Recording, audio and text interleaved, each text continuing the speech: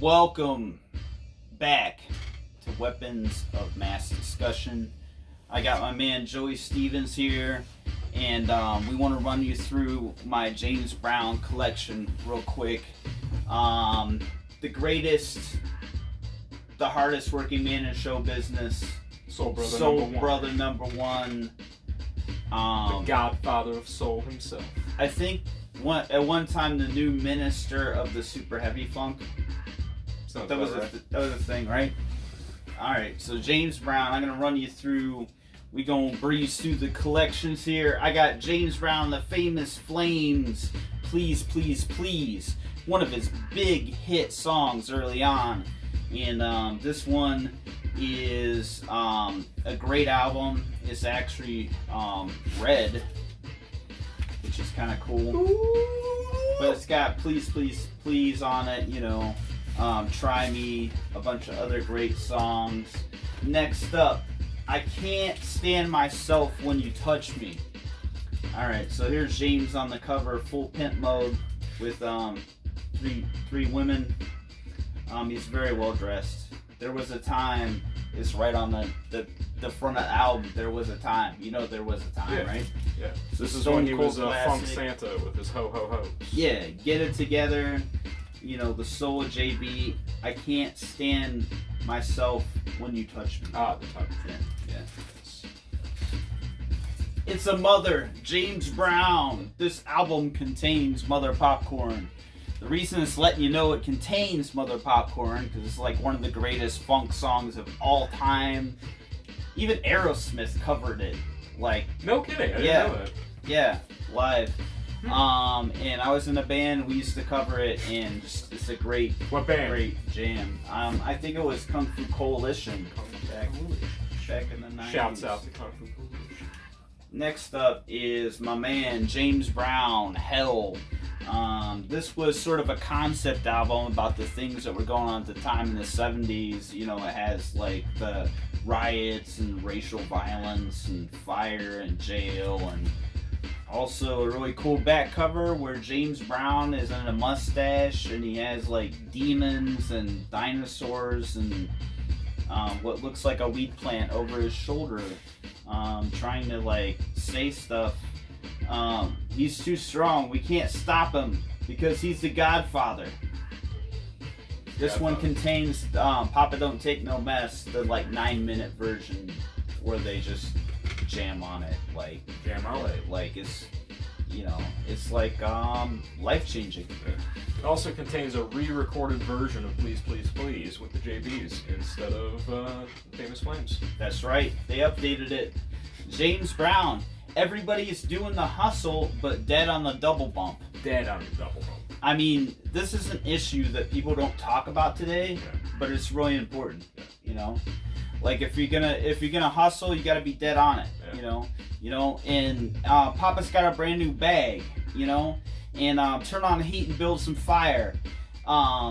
Super Bad, Super Slick, where he basically like redid Super Bad Part 2. Great track. We got James Brown, Ain't It Funky? And How? Yeah, exactly. Cold Sweat, Ain't It Funky? Fat Wood, Give It Up or Turn It Loose. I mean, this is prime era King Records. James Brown right here, Ain't It Funky? Now, one of the cool things about James Brown is he had his own like musicians and his own backing band, and he would put out tracks where they would play.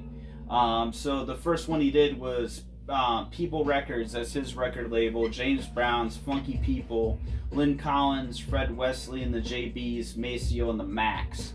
So this has like a lot of like good tracks on it. If you're familiar with James Brown, they're mostly instrumental, you know, but it's got Give Me Some More, Pass the Peas, Think About It, Giving Up Food for Funk, Hot Pants Road, which was sampled by Public Enemy, and Fight the Power.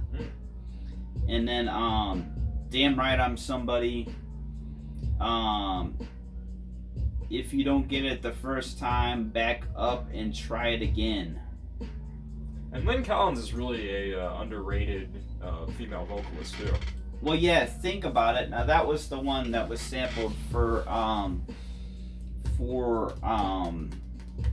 Rob Bass and DJ Easy Rock's It Takes Two. That was like the main sample, like the bass line and the beat that they sampled for that. No kidding. So, yeah.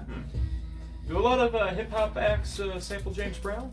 I would say roughly 100% between the years of 1988 and 1992. So a small percentage of it. No, a niche audience. Every So a handful of acts. I mean, look it up. Literally everyone, or if they weren't doing that, they were doing P-Funk. I've never heard of this before. James Brown, George Clinton, never heard of any hip hop acts sampling their stuff. This is a compilation, James Brown Doing It to Death, 1970 to 73. It's the prime era. It's got such hits as There It Is, Escapism, I'm a Greedy Man, Make It Funky Part 2, Brother Rap. I got ants in my pants and I want to dance. Hey. Think and Doing It to Death. Nice. I mean, as far as compilations, like, how do you think this fares? Killing it in the 70 to 73 era. Top tier. Yeah. I mean, that's all of James Brown's classics. And I believe that's post like Bootsy Catfish era. So. Oh, no kidding. Yeah. So the watered down JBs. Yeah. Oh.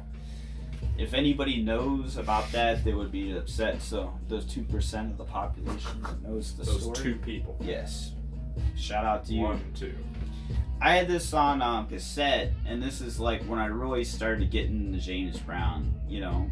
So it's a compilation. It really rules. I mean, I can't really skip over much of this, so I'm going to go through the track list. It's I Got You, I Feel Good, Get Up, I Feel Like Being a Sex Machine, I Got That Feeling, Mother Popcorn, Give It Up or Turn It Loose, Make It Funky, Papa's Got a Brand New Bag, Think, It's a Man's World, Try Me, Night Train, Cold Sweat, Get on the Good Foot, Papa Don't Take No Mess, The Payback, Say It Loud, I'm Black and I'm Proud, Super Bad Parts 1 and 2, Hot Pats Part 1, Get Up Off of That Thing, and please. And I mean, there are so many more that could have been on there. I know, so that's just like the basic James tracks. So, like, I got this. My good friend Joey Stevens doesn't remember buying this for me, but it was a gift from Joey Stevens. And don't you remember what records you buy for people? No. Would you care to comment about this record? I mean, this is live at home with his bad self, recorded in Augustus, Georgia. Yeah, hometown. Augustus, Georgia. Georgia. Hometown, James Brown. Where they have the James Brown Museum in his formerly lived-in house. Yeah, this is, what more could I say about this? 2 records. It's a live hometown show on 2 records, and it's amazing. A classic soundboard recording. The King of Soul himself. That's being right. Cloaked. I wish I knew what album where he called himself the new minister of the super heavy funk, but I don't know which one that is. We're gonna get slightly into like some JB related bands real quick as we wrap it up. So we got Bootsy Collins, who played bass for James Brown with his brother Catfish Collins in the late 60s lineup of the JBs, and they killed it, and then he came out with a solo career and was like the biggest like threat to the crown as far as like a solo artist.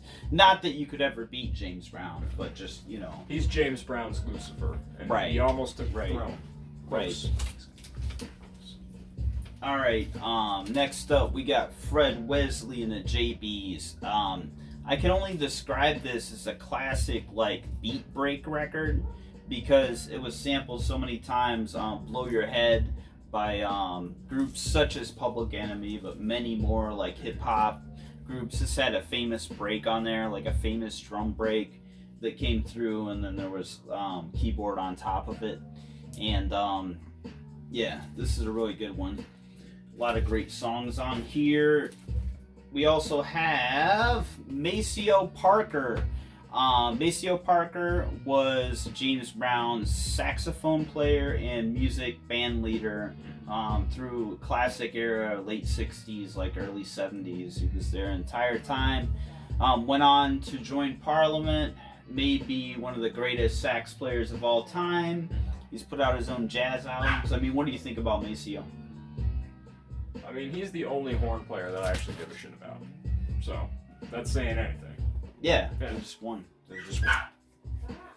And he's heard Chicago before. James Brown, Revolution of the Mind. I can't show you the record because it's up here behind us, so check it out. James Brown, Behind Bars. So many classics. So many hits. I gotta tell you a quick story. Excuse the dogs. I mean, I don't know what to say. I have dogs. Yeah. Who let him out? You know. Trying to talk about James Brown here.